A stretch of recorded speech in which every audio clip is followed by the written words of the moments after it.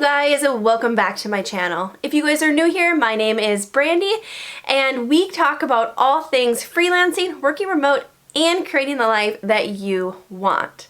Today's video, how do I land freelance clients, was actually a question that one of you guys asked me, so I thought, why not make a video explaining exactly how it is that I land clients. So there are three major things that I use to land clients. The first one is job boards, so that would be LinkedIn, Indeed, and then there's all those freelancing websites. If you're curious about those, I do have a video below for the top 10 freelancing websites. Then the next way is social media. So social media for me has probably been the biggest way that I started landing clients, and it's something that I still use to this day because I really like the relationship building aspect of it that really brings in good quality clients that I already know is going to be a good personality fit. But I'll get into that in a moment. And then lastly is referrals. So referrals come to me through either previous clients or current clients that I work with. It's either their friends or family, or it's other business owners, or even associations that they're a part of. The two that I'm going to cover in this video is going to be social media and job boards. So the first one, social media, which has been huge for me. You're probably thinking you need a ton of followers or subscribers or a really high engagement rate. That isn't necessarily the case. So if you are on social media, which I'm sure you have some account somewhere, if not, be sure to create an account specifically to land clients. So the first thing that you want to keep in mind when you are going after people on social media is who you are going after. If you are a developer or engineer, and you are seeking out development type work or jobs, you are going to want to either reach out to an engineering manager, a CTO, and even possibly a business owner that may have a technical background. The reason why this is so important is because say you're on social media and you see that somebody works at XYZ and that's a company that you either want to work at or you want to do work for. You need to make sure that they have some sort of involvement in the hiring process. If you're unsure, then it would be a good idea to start talking with that person, getting to know them, and then asking for an introduction to their engineering manager or their CTO. The next two things that you need to keep in mind when you are trying to get freelance clients through social media, and these two go hand in hand, it's adding value to them. And secondly, it's relationship building. And you'll see why these go hand in hand. The first is adding value. So this happens to me a few times a week that people will either DM me on Instagram or they'll send me an email because I have my email out there for you guys to ask me questions or for business inquiries. But oftentimes people will message me saying, hey, I need freelance work in XYZ. That's it. That's all they send me. I have no context of who they are and their background and their experience and their skill set. So if you think of me like you think of a client or a prospect, that person isn't going to have any idea on what value you provide them by just going straight in for the ask. And it often also comes off as rude. Just being honest, when people just send me those messages, I'm like, well, okay, that's great, but I don't have any idea on what value you're going to add to my business. So, adding value to their business. You need to speak to them in terms that they're going to understand and how you, the freelancer, and your specific skill set is going to add value to them. Let's say that you are a web developer and you are going after local businesses. You don't want to just go in and say, hey, your website sucks, let me rebuild it. No, because people, if somebody said that to me, I would probably delete the email, like how rude, you know? You need to remember that these people are people too, and you need to talk to them like they're people and be respectful. I always try to find some sort of genuine compliment that I can give somebody. One, if it is a business owner that you're reaching out to, that's so cool. They own their own business. That's a huge compliment. They literally had an idea and they created either like a product or a service or a tool around it and are selling it. That's really awesome in my eyes because that takes a lot of gumption to do. And if you're an entrepreneur or freelancer, you know that. So give them some sort of compliment. And then the second thing that I like to do is add value. So not only am I giving them a compliment on what it is that they're doing or building, I'm gonna add them value, saying, hey, I noticed, X, Y, and Z on your website.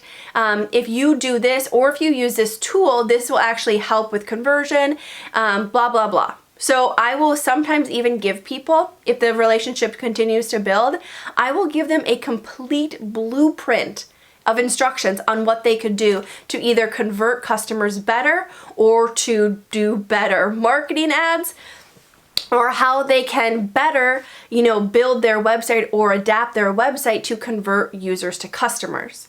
So the reason why I do that is because oftentimes if you send that to somebody, one, they're probably not going to know how to implement it, and two, it's making you look like an expert, and three, it's showing that person that you spent the time and you think that they are important enough for you to spend your time to build out a plan for. So 9 times out of 10, that's at least going to keep the conversation going, and then it's kind of up to you to close the deal, which is where the third thing comes in about relationship building. So when you're sending these people, the compliments or the blueprints on how they can, better their website or their marketing or their social or their content, you're also building that relationship with them. You're talking with them. You're sending them ideas. I like to call it courting. I courted a client it was almost a year before they hired me to do X, Y, and Z. And through that entire year, I would jump on calls with them. I would give them feedback. I was making sure I was adding value. And then finally, one day I was like, hey guys, if you want to continue working with me, I do charge. And they were like, okay. It was that easy. I probably could have asked them even a lot sooner than that. But when you're courting somebody, you also need to make sure it's a right fit for you. So that's really, the big thing about social media and that cold reach out aspect is making sure you're on social media, you're finding the right person, you're adding value, and you're building a relationship with them. Those are so, so key. So when it comes to job boards, it's a little different than the cold outreach and relationship building method. So job boards are going to be our LinkedIn, Indeed, there's Facebook, and there's 100 other job boards. Those are going to be when you are submitting your resume, that paper resume, for them to hire you. So how you actually do that and you become almost like an expert, it's a numbers game. So myself and my husband, we have done it where we have submitted, 200 resumes a day for like a couple weeks. My resume or his resume or some of his team member resume to try to get clients. And it's a numbers game on those. You want to make sure that you are including the keywords that they are specifically looking for in your resume. So if you're a React developer and they're looking for a React developer, you make sure that you have React in your resume and also maybe other associating libraries that you use specifically with React.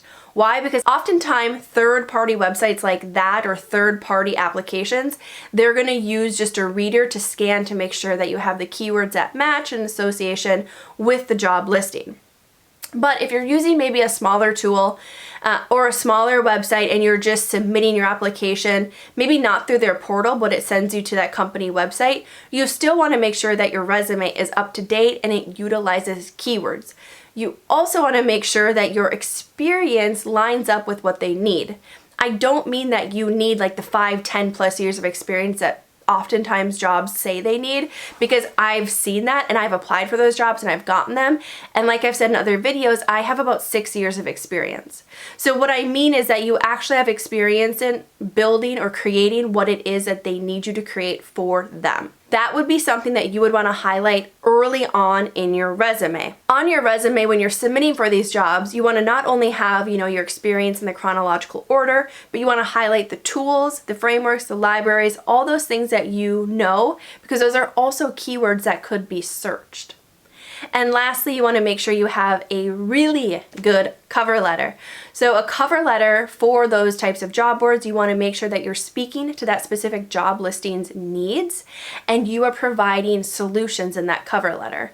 So that may sound like random, but trust me, it works. If you speak to their actual needs and you outline a solution or what it is that you would do to help them or how you would fit that hole or that void that they're seeing in their team where they need a contractor, that speaks highly of you, and hopefully it leads to a callback and a second round interview.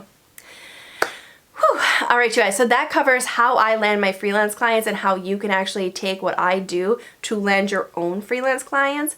I hope you guys liked this video. If you did, boop, boop, please give it a thumbs up, and of course, subscribe to my channel below. Bye, guys. Okay.